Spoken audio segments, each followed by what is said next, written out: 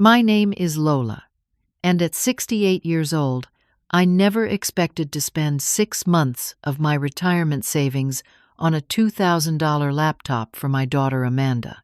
I certainly never imagined watching her toss it into our backyard fire pit when she discovered it wasn't the exact brand she wanted.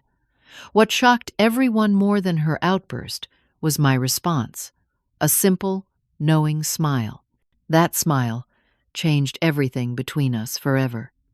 If you have ever had a moment where staying calm in a crisis completely transformed the situation, let me know where you are watching from in the comments and hit that like and subscribe button before I tell you what happened next. I raised Amanda alone after her father left when she was just 3 years old. He decided family life wasn't for him and disappeared to start a new life in California. The child support checks came sporadically for a few years, then stopped altogether. I never had the heart to pursue him legally, a decision I sometimes questioned over the difficult years that followed. My nursing career became my anchor. I worked at Memorial Hospital for 32 years, often pulling double shifts and weekend rotations to make ends meet. The pediatric ward became my second home, and the nurses my second family. We supported each other through divorces, deaths, and all of life's challenges. Those women saw me through the toughest times of single motherhood, covering shifts when Amanda had school events and bringing groceries during the weeks when my bank account hit zero before payday. Amanda was the sweetest little girl you could imagine during those early years. She had bouncy brown curls and a laugh that could light up any room. Her kindergarten teacher once told me, "Your daughter shares her snacks with anyone who forgot theirs." That was my girl, generous and thoughtful despite having less than most of her classmates. Something shifted during her middle school years. Perhaps it was exposure to wealthier families at the magnet school she attended, or maybe it was simply adolescence. My sweet girl began comparing our modest 3-bedroom ranch house to her friends' expansive 2-story homes. She noticed their annual vacations to Europe while we celebrated with weekend camping trips to the state park. The requests started small, a $20 shirt instead of our usual thrift store finds then designer jeans, then an expensive smartphone, when her perfectly functional basic model embarrassed her. I tried to balance teaching her financial responsibility with giving her enough to feel confident among her peers. We compromised on many things. I would save for a mid-range phone. Instead of the latest model, she would contribute babysitting money toward her school dance dress. But the pattern was clear. Amanda was developing expensive tastes that my nurse's salary couldn't satisfy. By high school, her academic brilliance was undeniable. She graduated valedictorian with scholarships to several prestigious universities. I burst with pride, watching her accept awards at graduation, though I noticed she introduced me to her teachers with a quick, "This is my mom," before moving on to chat with her friends and their parents in their tailored suits and designer dresses. She chose Westridge University, an excellent school for her graphic design major, though her scholarships only covered about 60% of the costs. I took out parent loans for the rest, extending my planned retirement by 5 years. I never told her this. I didn't want her academic choices limited by money. The summer before her sophomore year was when I noticed the pattern had worsened. Amanda came home with stories about her roommate's family taking her to Paris over spring break. She mentioned how embarrassed she felt using her 3-year-old laptop when everyone else had the newest ultra-thin models with touchscreens and stylus pens. "Mom, how am I supposed to be taken seriously as a design student when my equipment is ancient?" she asked one evening, barely touching the homemade lasagna I'd prepared as a welcome home dinner.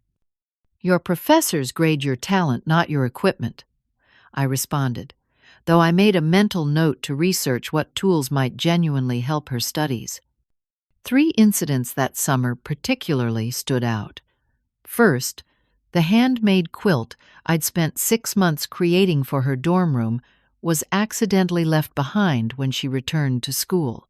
Second, when her friends visited, she gave them a tour that conspicuously avoided the family photos displaying our modest past. Finally, there was the birthday gift incident.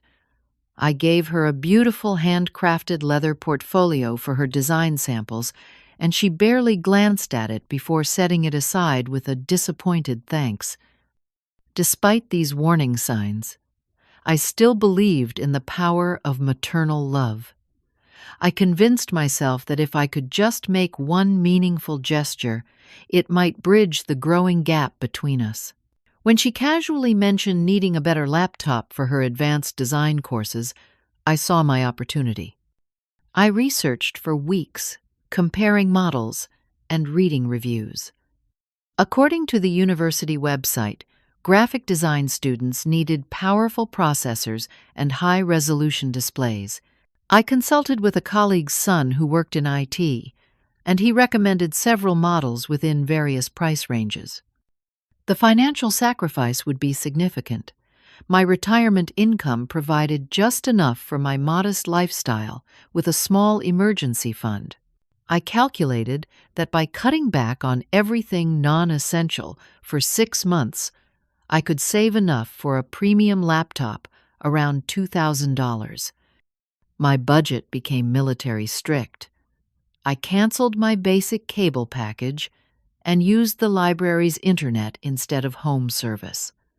My thermostat settings stretched the boundaries of comfort both winter and summer. I learned to create meals from the discount bins and sale items, eating the same soup or casserole for days straight. When my book club friends invited me to restaurants, I invented excuses or ordered only water and the cheapest appetizer. I even picked up weekend shifts administering flu shots at the pharmacy for extra income, despite the arthritis that made my fingers ache after a long day. Every dollar went into a special savings account, labeled Amanda's Future. Each deposit felt like an investment in repairing our relationship.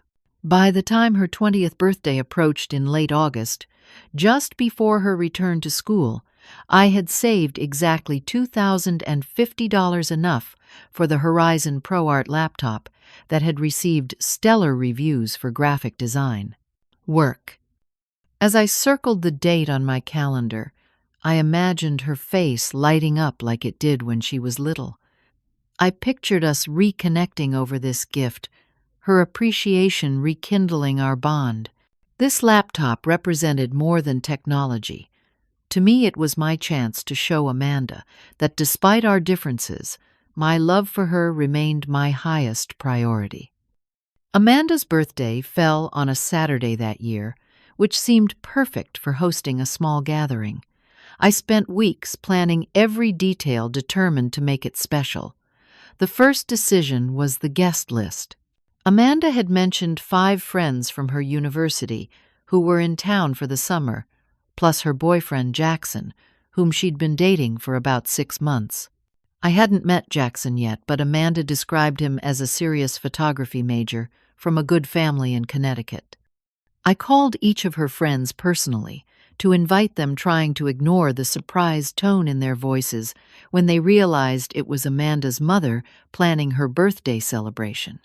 "Oh, I thought Amanda might be doing something downtown with Jackson's friends," one girl named Tiffany commented. "This will be earlier in the day," I explained. "She can certainly go out afterward." My backyard became my obsession in the weeks leading up to the party. I repainted the weather-worn patio furniture, a cheerful blue planted fresh flowers in all the containers, and strung Edison bulb lights across the deck. The centerpiece was our brick fire pit, which I meticulously cleaned and surrounded with comfortable chairs. August evenings still had a pleasant warmth, but the fire would provide both ambiance and light as the evening progressed. 3 days before the party, I was arranging some new cushions when my neighbor Susan peeked over the fence. "Place looks gorgeous, Lola," she called. "What's the occasion?" I explained about Amanda's birthday celebration as Susan made her way through the gate to inspect my handiwork. She was about my age, another empty nester who had become a close friend over the years of sharing garden tips and emergency cups of sugar. "That laptop sounds mighty expensive," she commented, after I proudly shared my savings accomplishment. "Amanda must be thrilled you're doing this for her." "Well, it's a surprise," I replied, "but I know she needs it for school." Susan's expression shifted slightly. "You've mentioned her being particular about gifts before. Are you sure this is what she wants?" I brushed off her concern. I did my research. This model is perfect for graphic design. "I'm sure it's a wonderful computer," Susan said carefully. "I just wonder if Amanda might have mentioned a specific brand she prefers. You know how kids get about their technology these days." Her words planted a seed of doubt, but I quickly dismissed it. I had spent hours researching the best option within my budget. The sales consultant at the electronics store had confirmed it was an excellent choice for a design student. Besides, the money was already spent. The day before the party, I drove to the mall to pick up the laptop. The electronics store gleamed with displays of the latest technology. I felt a momentary intimidation walking past the younger shoppers, confidently handling devices that sometimes mystified me. "Mrs. Harrison." The sales associate smiled as I approached the counter. "Your order is ready." Tyler, according to his name tag, was a young man who had patiently helped me compare models during my initial visit. He brought out the Horizon ProArt laptop in its sleek box. "Would you like me to show you how to set it up?" he offered. "We can make sure everything's ready to go." "No, thank you," I replied. "I'd like to keep it sealed. It's a birthday gift." His eyes widened slightly at the price appearing on the register. "Someone's going to have a very happy birthday. This is one of our best models for creative professionals." I handed over my credit card with a mixture of pride and anxiety, watching as the machine processed the largest single purchase I had made in years. The receipt seemed impossibly long for just one item. At home, I spent an hour wrapping the box in silver paper with an emerald green ribbon, Amanda's favorite color since childhood. I attached a small card that read, "To my brilliant designer. May this help bring your visions to life. Love always, Mom." I placed the wrapped gift in my bedroom closet and returned to the kitchen to prepare for tomorrow's food.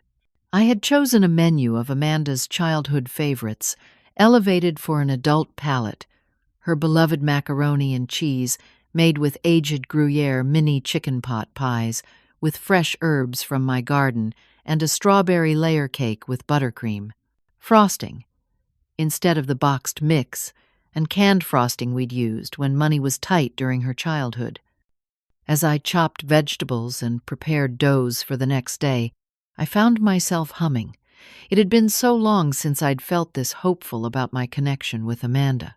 The past few years of growing distance had been painful, but tomorrow represented a fresh start.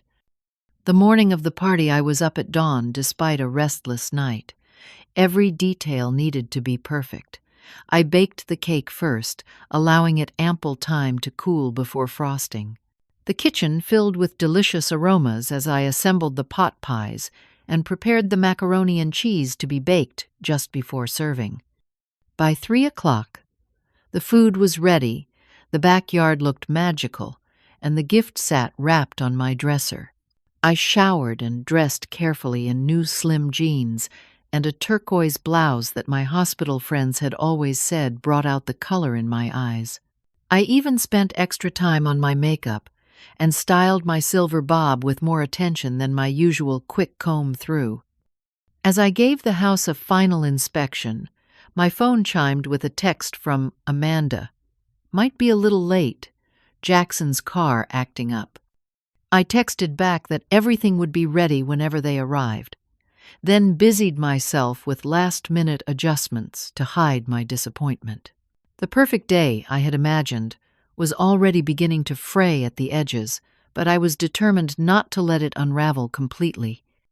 The first guests arrived at 4:30. Tiffany and her boyfriend Mark, both fellow design students. They brought a small gift bag and compliments about the backyard decorations. I offered them drinks while we waited for the others, trying to maintain cheerful conversation despite glancing at my watch every few minutes. "This is such a cute house," Tiffany remarked, looking around my living room with what seemed like genuine appreciation. "Amanda never mentioned how charming it is."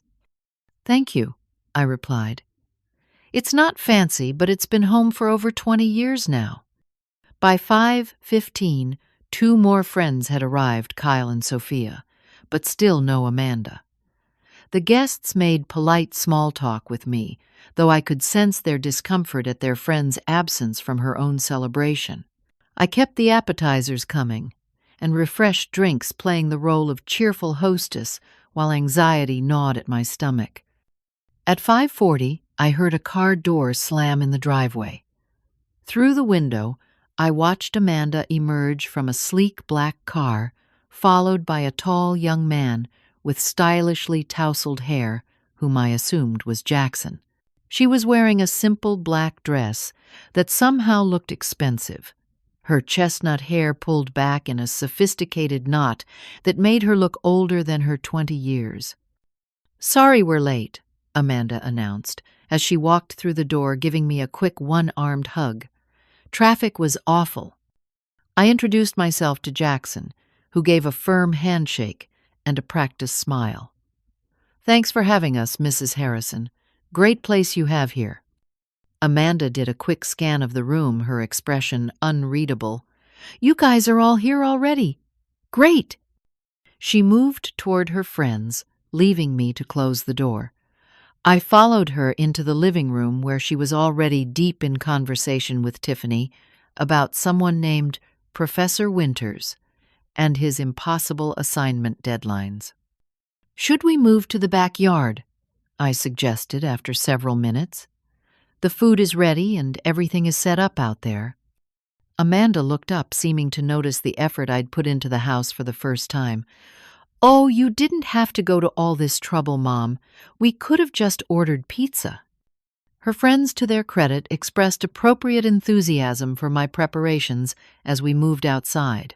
Kyle particularly complimented the lighting and asked several questions about the fire pit which I had cleaned and prepared for lighting later when the evening cooled.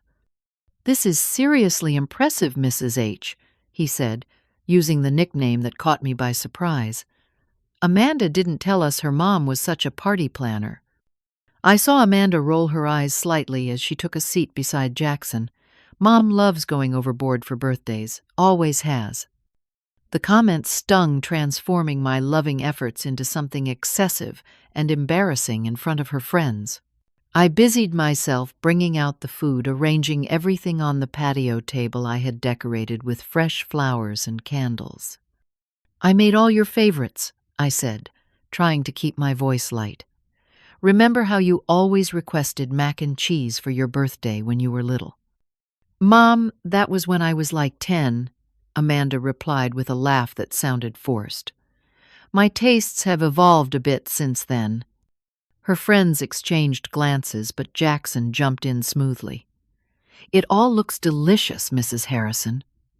"I'm starving, actually." As everyone filled their plates, I noticed Amanda taking minimal portions of each dish, then pushing the food around more than eating it. When Jackson commented on how good the macaroni and cheese was, she shrugged and said, "I'm more into plant-based foods these days. Dairy doesn't agree with me anymore."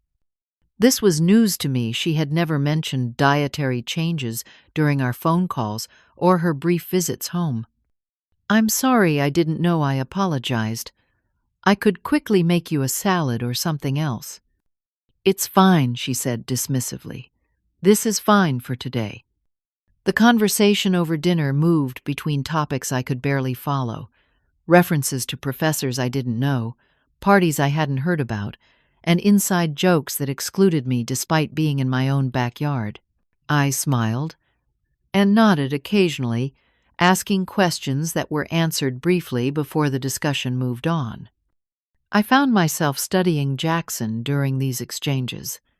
He seemed to navigate effortlessly between being attentive to Amanda and engaging politely with me. When I mentioned my nursing career, he asked several thoughtful questions about my experiences, earning an impatient look from Amanda. "Mom doesn't want to talk about hospitals on my birthday," she interrupted. "So boring." "Actually, I find medical stories fascinating," Jackson countered gently. "My mother's a physician's assistant." An awkward silence followed, broken by Sophia, suggesting we look at some photos she had on her phone from their end-of-year showcase. As phones came out and heads bent together over screens, I excused myself to bring out the cake. In the kitchen, I took a moment to collect myself. The party wasn't going as I had imagined. The connection I had hoped to strengthen seemed to be fraying further with each interaction. Still, the evening wasn't over, and the laptop gift remained my ace in the hole. I carefully lit the candles on the strawberry cake, decorated with "Happy 20th Birthday, Amanda," in green icing, then carried it out to the patio where conversation immediately halted. "You guys have to sing," Kyle announced. "It's not a birthday without the song." Everyone joined in a somewhat self-conscious rendition of Happy Birthday. Even Amanda, who smiled more genuinely than she had all evening as she leaned forward to blow out the candles. "Make a wish," I said, just as I had every year, since she was old enough to understand the tradition. Amanda closed her eyes briefly before extinguishing all 20 candles in one breath to applause from her friends. As I cut and served the cake, the mood lightened. Even Amanda complimented the frosting, saying it reminded her of childhood celebrations.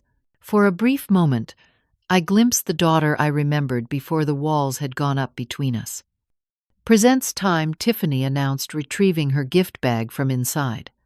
"Open mine first." Amanda received each gift with more enthusiasm than I had seen all evening. A set of professional drawing pens from Tiffany and Mark, a subscription to a premium design software from Kyle, and a vintage camera strap from Sophia that apparently matched one Jackson had given her earlier. "These are perfect," she exclaimed, arranging them beside her plate. "You guys know exactly what I need." The sun was beginning to set, casting a golden glow over the backyard. Jackson moved to light the fire pit, creating a cozy atmosphere as dusk approached. The timing seemed perfect for my gift. "I have something for you too," I said, standing up. "Let me go get it." I hurried inside, my heart pounding with anticipation. This was the moment I had been saving, for planning, for dreaming about. I retrieved the silver-wrapped package from my bedroom and took a deep breath before returning to the patio.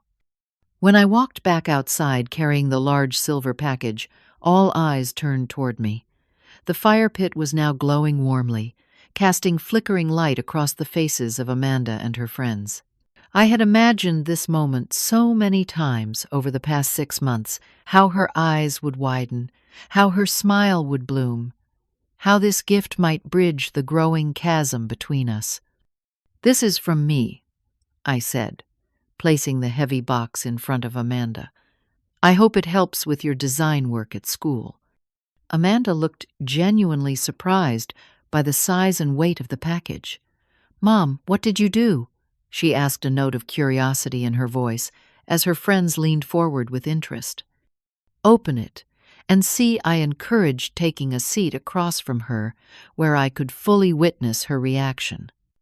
She carefully untied the emerald ribbon and began removing the silver wrapping paper. I noticed her methodical approach, a contrast to the paper-ripping enthusiasm of her childhood birthdays.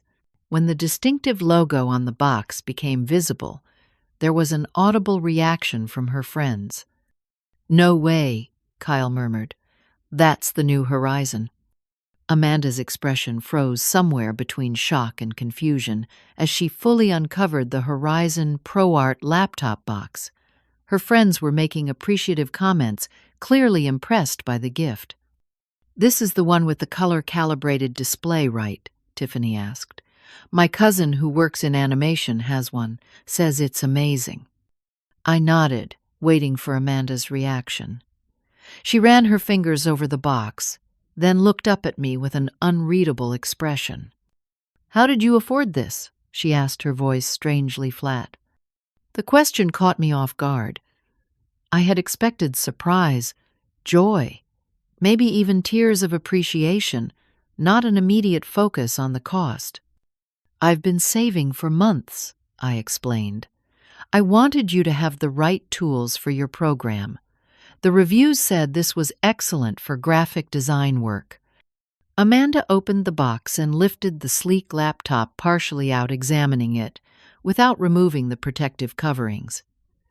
The firelight reflected off its metallic surface as her friends made appreciative comments. Jackson leaned in, pointing out features he recognized from his photography work. "It has incredible color accuracy," he noted, "and enough processing power to handle complex design programs." Amanda set the laptop back in its box and looked at me again. Her voice was eerily controlled when she finally spoke. "But it's not a MacBook Pro." The statement hung in the air. I felt a chill, despite the warmth of the fire pit. "I researched several options," I explained. "The tech reviews said this was actually better for design work than the MacBook, and it has more storage and memory for the price." Amanda's jaw tightened. "Everyone in my program uses Mac. All the industry standard software is optimized for Mac. The professors demonstrate everything on Macs." Her friends shifted uncomfortably in their seats. Tiffany attempted to diffuse the tension. "The Horizon is really good too, Amanda. Tyler in our 3D class uses one. Tyler is also the guy who wears the same 3 shirts all semester," Amanda snapped. Then she turned back to me, her voice rising. "I specifically told you I needed a MacBook Pro for my courses." I felt my stomach drop. "You mentioned needing a better laptop for your design work. I don't recall you specifying a brand." "How could you spend this much money without checking with me first?" Amanda demanded, her voice sharp enough to make her friends wince. "I wanted it to be a surprise," I said, struggling to keep my voice steady. "I spent a lot of time researching the best option." "The best option would have been asking me what I actually need, instead of wasting money on something I can't use." Amanda's voice had risen to nearly a shout. Jackson placed a hand on her arm. "Amanda, maybe we should discuss this later." She shook him off and stood up, the laptop box still in her hands. "Do you have any idea how embarrassing it will be to show up with this when everyone else has the industry standard? This is my career we're talking about, not some hobby." I felt a flush of heat rise to my face as her friends looked anywhere but at me. "Amanda, I saved for 6 months to buy that. I skipped meals. I picked up extra shifts despite my arthritis. I researched for weeks to find the best computer within my budget." "Well, your research was wrong," she retorted. "Just like always, you think you know better than me about my own life." The unfairness of this accusation stung sharply. "I was trying to help you succeed," I said quietly. "Help me?" Amanda laughed bitterly. "You want to know how you could really help me? By not embarrassing me with outdated information and knockoff brands." She looked down at the laptop box, then at the fire pit. What happened next occurred so quickly that no one had time to react. With a sudden movement, Amanda stepped forward and threw the entire box into the center of the flames. Amanda, Jackson exclaimed, jumping to his feet.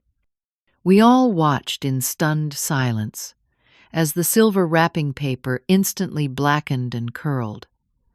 The cardboard box began to smoke, then caught fire along one edge.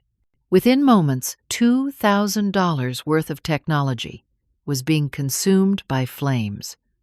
The collective gasp from her friends filled the sudden silence. Kyle half rose as if to try retrieving the box, then sat back down as the fire intensified around the package. Tiffany covered her mouth with her hand. Sophia stared wide-eyed between Amanda and me. Amanda stood rigid by the fire, her face illuminated by the flames. There! Problem solved! It was in this moment, as my 6 months of sacrifice literally went up in smoke, that something shifted inside me. A strange calm washed over me, replacing the hurt and shock. I looked at my daughter glaring defiantly by the fire, and I smiled. Not a forced smile of politeness or a pained grimace, but a genuine knowing smile that seemed to confuse Amanda more than any angry response could have. The smile only grew as I maintained eye contact with her across the flames. The tension in the yard was palpable. Amanda's friends exchanged alarmed glances. Jackson stood frozen halfway between Amanda and me, clearly unsure how to navigate this unprecedented situation. "Why are you smiling?" Amanda demanded, her voice suddenly less certain. I continued smiling, calmly saying nothing. "Did you hear me? I just destroyed your precious gift. I threw $2,000 into the fire." Her voice had taken on a strange, almost desperate quality. I nodded slightly, still smiling. "Yes, you did." My simple acknowledgement and continued smile seemed to unnerve everyone present. The crackling of the fire consuming the laptop was the only sound in the otherwise silent yard. One by one, Amanda's friends began gathering their belongings. Murmured excuses about early morning commitments and long drives home broke the terrible silence. Tiffany hugged Amanda quickly, whispering something in her ear that I couldn't hear. Kyle and Sophia thanked me for the food with strained politeness, avoiding looking directly at either Amanda or the fire pit. Jackson was the last to leave. He stood beside Amanda, speaking quietly but intensely to her. I couldn't hear his words, but his expression conveyed deep disappointment. When she responded with a dismissive gesture toward the fire, he shook his head, turned to me, and said simply, "I'm very sorry, Mrs. Harrison," before walking away. Throughout these departures, I remained seated, hands folded in my lap, the same knowing smile on my face. The gift I had sacrificed so much for continued to burn in the fire pit, occasionally making popping sounds as components reached critical temperatures. Amanda and I were left alone in the backyard, the party decorations now seeming absurdly festive around us. She remained standing by the fire, her defiance visibly wavering in the face of my unexpected reaction. "Well," she finally said, "aren't you going to yell at me? Tell me how ungrateful I am? Remind me how hard you worked for that money?" I shook my head slightly, the smile never leaving my face. "No, Amanda, I'm not going to do any of those things." For several long moments after her friends departed, Amanda and I remained locked in a strange standoff. She stood rigid beside the fire that was still consuming the remnants of the laptop, while I sat calmly in my chair, the inexplicable smile still playing on my lips. The cheerful party lights strung across the patio now felt like garish witnesses to the disaster that had unfolded. "This is ridiculous," Amanda finally said, breaking the silence. "Say something. Yell. Cry. Do something normal." I tilted my head slightly, regarding my daughter with the same steady gaze. What would be the point of that, Amanda? My controlled response seemed to frustrate her more than anger would have. She paced back and forth beside the fire pit, occasionally glancing at the blackened remains of the box within the flames. You just don't get it, she said, running her hands through her hair, disturbing its perfect arrangement. Everyone in my program uses Macs. Everyone. Do you know how it feels to always be the one with the wrong thing? To always stand out for not having what everyone else has? Is that how you felt growing up? I asked quietly. That you had the wrong things? The question stopped her pacing. For a brief moment, vulnerability flashed across her face before the defensive mask returned. We're not talking about my childhood. We're talking about you buying the wrong computer without even asking me. I nodded thoughtfully. You're right. I should have asked you exactly what you wanted instead of trying to surprise you. My agreement seemed to throw her off balance. She had clearly been prepared for an argument, not concession. Then why are you sitting there smiling, like everything's fine? She demanded. I stood up slowly and walked to the edge of the fire pit, looking down at the now unrecognizable remains of the laptop. The flames had died down considerably, leaving mostly glowing embers surrounding melted plastic and metal. Because I finally see things clearly, I replied. This moment has been coming for a long time. Amanda crossed her arms defensively. What's that supposed to mean?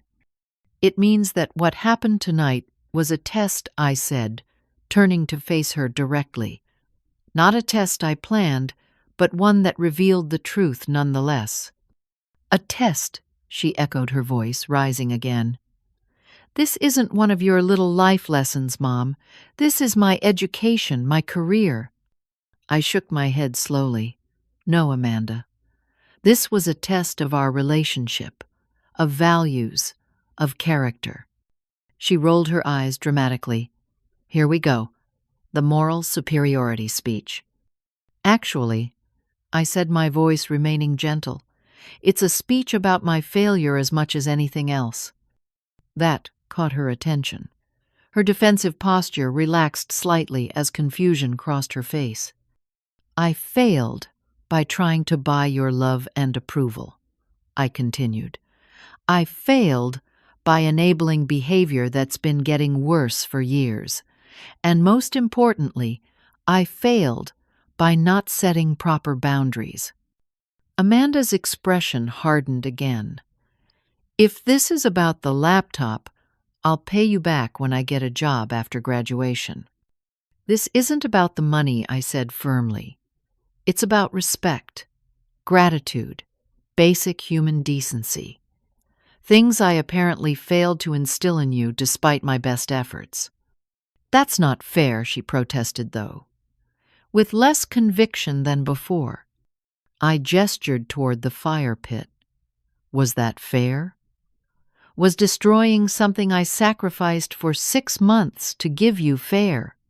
For the first time that evening, Amanda had no immediate retort. She looked at the dying embers, then back at me. I was angry, she said, her voice smaller. You don't understand how important having the right tools is for my program. You're right that I don't understand everything about your studies, I acknowledged. But I do understand that there were many ways you could have handled that disappointment without deliberately destroying something I worked hard to give you. We stood in silence for a moment, the party lights casting strange shadows across the yard.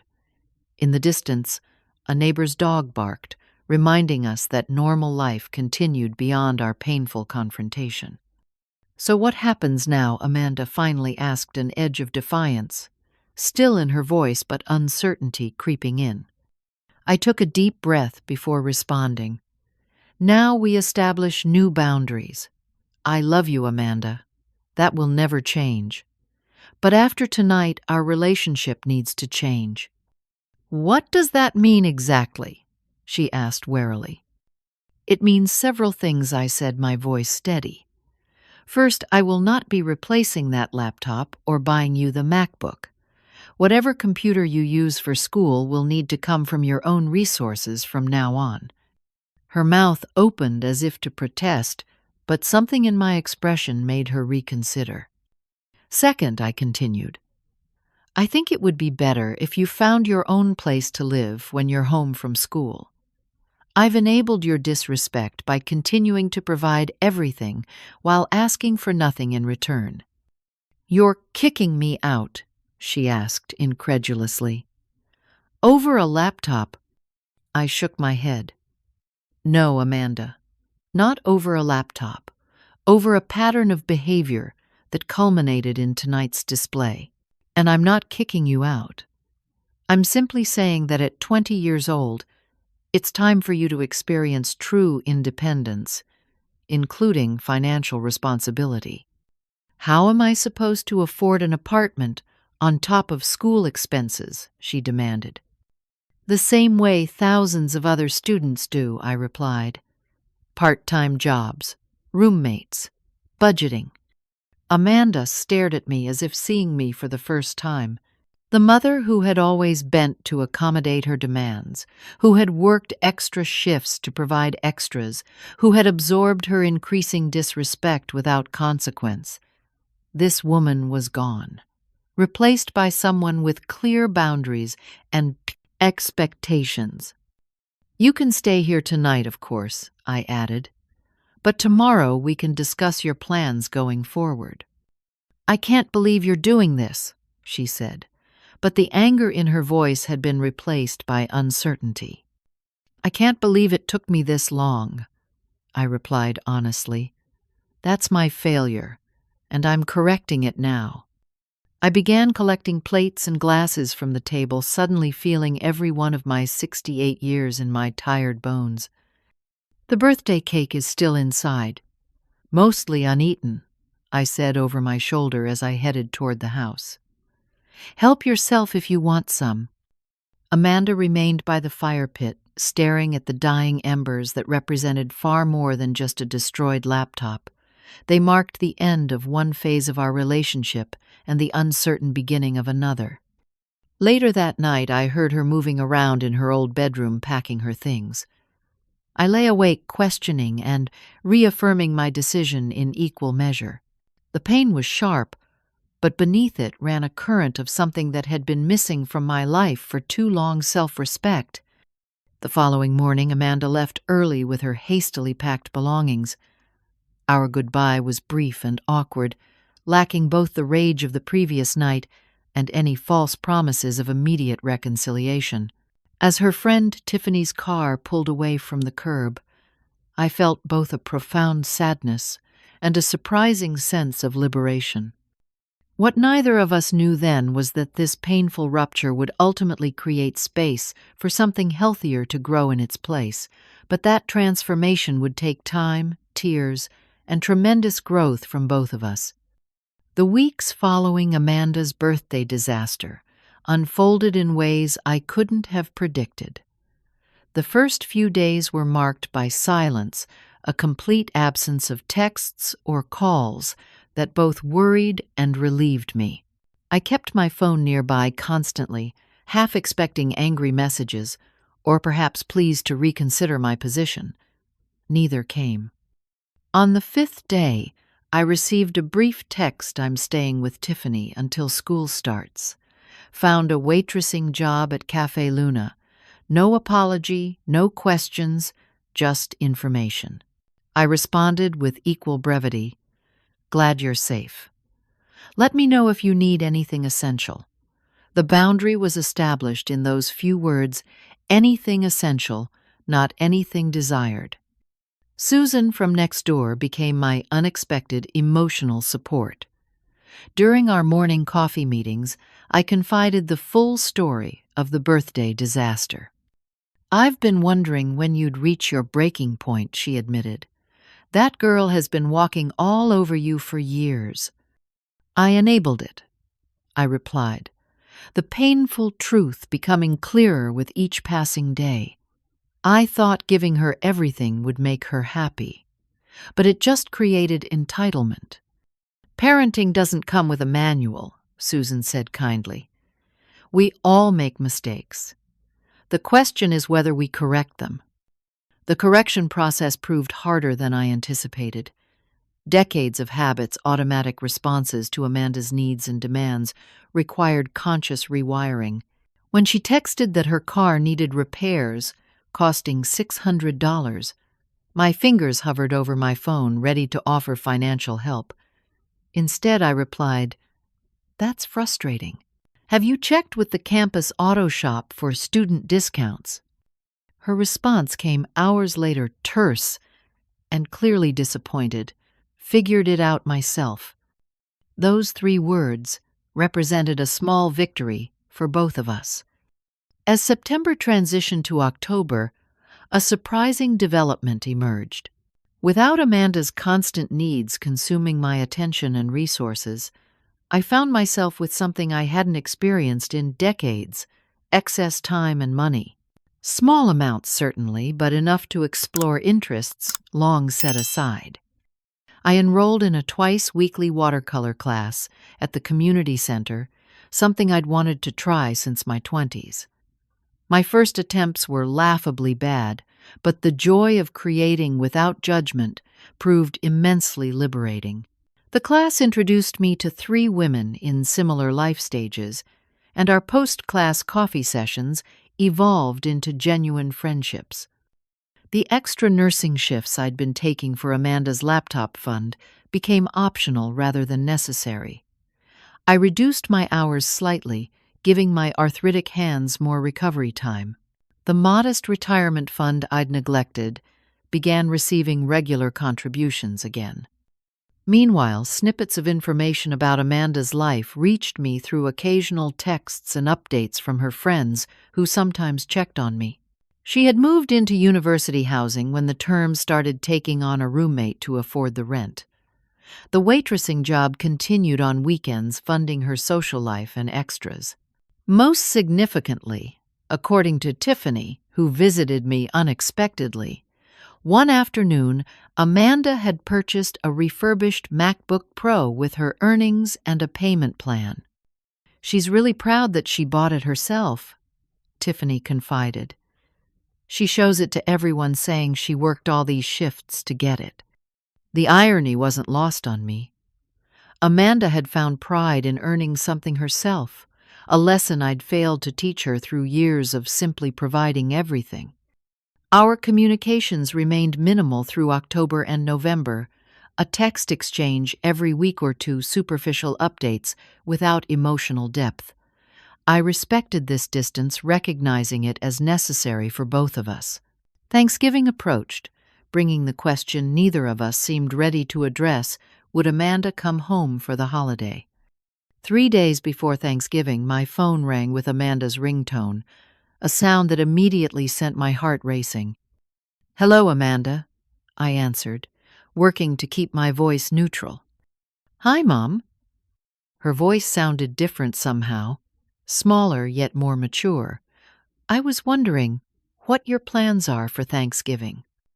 I had been invited to Susan's family gathering, but had hedged on accepting, uncertain of my own family situation. "I don't have firm plans yet," I replied truthfully. A pause stretched between us before Amanda continued. "Would it be okay if I came home just for the day, not to stay over?" The careful qualification spoke volumes. "Yes, you're welcome to come for Thanksgiving," I said, managing to keep my voice steady despite the emotion rising in my throat. "I can bring the pie," she offered. "I've been learning to bake a little. My roommate taught me her grandmother's pumpkin pie recipe." This small gesture, an offer to contribute rather than simply consume, touched me deeply. That would be lovely. Thanksgiving Day arrived with a nervous energy permeating the house. I prepared the traditional dishes with methodical focus, checking the clock frequently as Amanda's expected arrival time approached. When the doorbell rang, instead of her using her key, the small gesture of respect for boundaries was not lost on me. She stood on the porch holding a slightly lopsided pie, dressed simply in jeans and a sweater rather than the carefully curated, fashionable outfits she typically wore for family occasions. "Hi, Mom," she said, her voice carrying a tentative quality I hadn't heard since she was a child, facing consequences for a minor misdeed. "Hello, Amanda. Come in." I stepped aside, resisting the urge to immediately embrace her. We moved through the afternoon with careful politeness, each of us seeming afraid to disturb the fragile peace with references to the birthday incident. The conversation remained focused on neutral topics: her classes, my watercolor attempts, neighborhood news. It was while washing dishes after the meal that the facade finally cracked. Amanda was drying a serving bowl when she suddenly set it down and turned to me. "I've been seeing a counselor at the University Wellness Center," she said without preamble. The unexpected disclosure momentarily rendered me speechless. "That's good," I finally managed. "She says, I have issues with material validation." Amanda continued, focusing intently on the dish towel in her hands. "Equating stuff with love and worth, using possessions to feel secure." I nodded slowly, giving her space to continue. "She thinks it might stem from Dad leaving Amanda," added quietly, "creating insecurity about deserving to be loved." The insight struck me forcefully. How had I never made this connection myself? The timing of her materialism emerging alongside her awareness of our financial differences from her peers, the desperate need to have the right things to fit in, to be worthy. "That makes sense," I acknowledged. "I wish I had recognized that pattern earlier." Amanda folded the dish towel with unnecessary precision. "The thing is, I'm starting to see how I've been using stuff as a substitute for feeling good enough, and how I've been blaming you for not providing the things I thought would fix that empty feeling." "We both made mistakes," I offered. "I thought giving you things would make up for the things I couldn't give you, like a present father, a bigger home, luxury vacations." She nodded, eyes fixed on the counter. I got so focused on having the right brands, the right look, I convinced myself it was about my career, my future. But that night, when I threw the laptop in the fire, she paused, visibly struggling with the memory. I wasn't angry about the brand. I was angry because even that expensive gift couldn't fill the emptiness I was feeling, and it was easier to blame you than face that. The admission hung in the air between us, more valuable than any gift I could have purchased. "Thank you for telling me," that I said softly. Amanda finally looked up, her eyes shining with unshed tears. "I'm sorry, Mom. Not just for the laptop, but for years of making you feel like what you could provide wasn't enough. When the truth is, no amount of stuff would have been enough, because I was trying to fill an emotional hole with material things." I reached across the space between us and took her hand. "I'm sorry, too, for not setting better boundaries, for trying to buy your happiness instead of helping you build inner security." We didn't fully resolve 3 years of relationship deterioration in one Thanksgiving conversation. The hug we shared before she left was still tentative, the wounds too fresh for complete healing. But as I watched her drive away in her imperfectly repaired car, I felt something that had been missing for years: hope for our future relationship. The Christmas holiday brought another visit, this one slightly longer and marginally more comfortable. Amanda brought a handmade gift, a coffee mug she had thrown and glazed in her university's art studio during a stress relief workshop. Its imperfect shape and uneven glaze made it infinitely more precious than any expensive store-bought item could have been. "It's not very good," she apologized as I unwrapped it, "but I made it myself." "It's perfect," I replied, and meant it completely. By the time spring semester ended, a new pattern had established itself between us. Amanda remained financially independent, working through the summer to afford her apartment and expenses. Our relationship, stripped of financial entanglements, slowly found new footing based on mutual respect rather than need and provision. The most profound moment came unexpectedly in late April, almost 8 months after the birthday disaster. Amanda called one evening, her voice carrying an unusual excitement. "Mom, guess what? My professor entered my design portfolio in the regional student showcase, and I won second place." "Amanda, that's wonderful," I exclaimed. "The judge specifically commented on my color composition techniques," she continued, "the ones I developed on my MacBook." There was a brief pause before she added, "The MacBook I bought myself with my own money. That part feels almost as good as winning." In that moment, I knew that the painful boundary I'd established had given my daughter something far more valuable than any laptop ever could: the pride of genuine achievement and self-sufficiency. February marked 6 months since Amanda threw the laptop into the flames. 6 months of rebuilt boundaries and gradual healing. Winter had settled over our small town, bringing with it a reflective quiet that matched the transformed state of our relationship.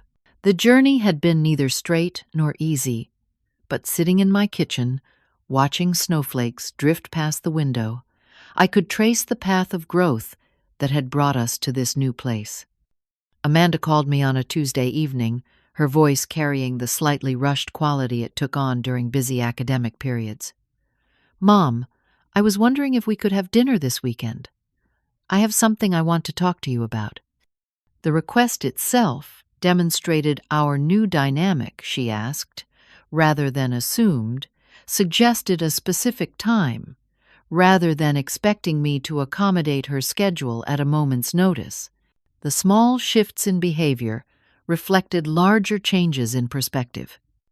We met at a modest Italian restaurant, halfway between my house and her apartment near campus.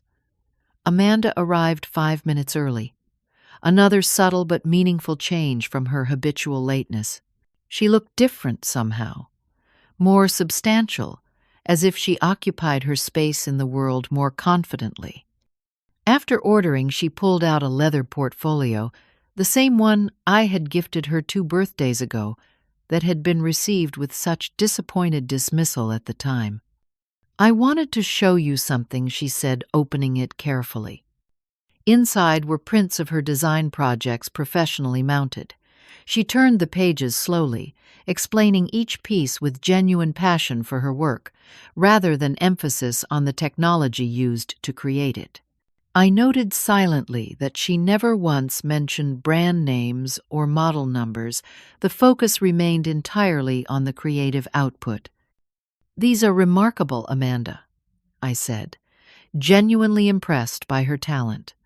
"You've developed such a distinctive style." She smiled, a flash of the unguarded expression I remembered from her childhood. "That's actually what I wanted to talk to you about. My advisor thinks I should apply for the summer internship at Visionary Design Group. It's really competitive, but he thinks my portfolio is strong enough." "That sounds like a wonderful opportunity," I replied. "It is, but..." She hesitated, closing the portfolio and running her fingers along its edge. "It's unpaid. I'd need to work evenings and weekends at a second job to afford rent and expenses while doing the internship during weekdays." I waited, sensing there was more she wanted to say. "I'm not asking you to support me," she clarified quickly. "I know our boundary about financial independence, and I respect that. I'm actually grateful for it now, even though I didn't understand it at first." "How so?" I asked, genuinely curious about her perspective. Amanda considered the question before answering. "When you stopped rescuing me financially, I had to figure things out myself.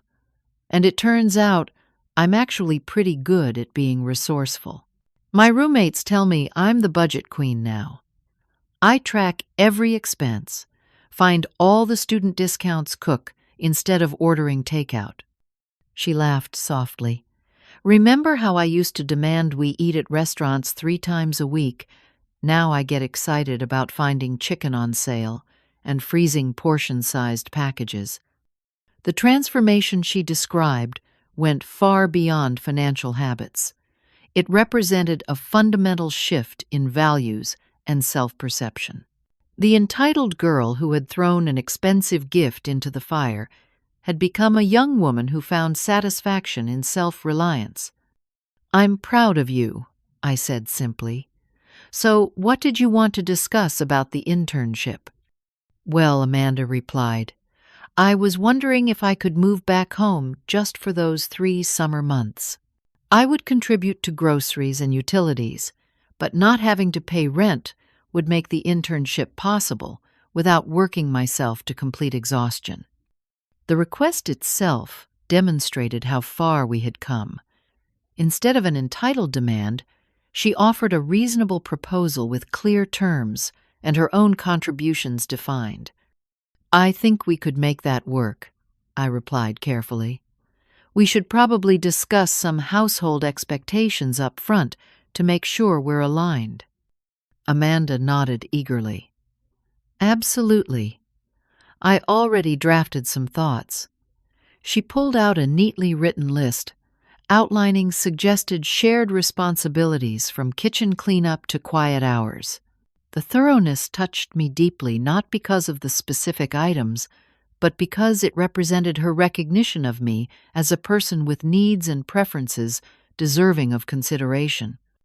As winter melted into spring, we prepared for her temporary return home.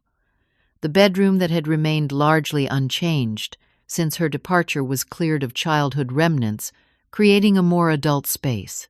Amanda arrived with fewer possessions than she had left, with having discovered the freedom that comes with simplification.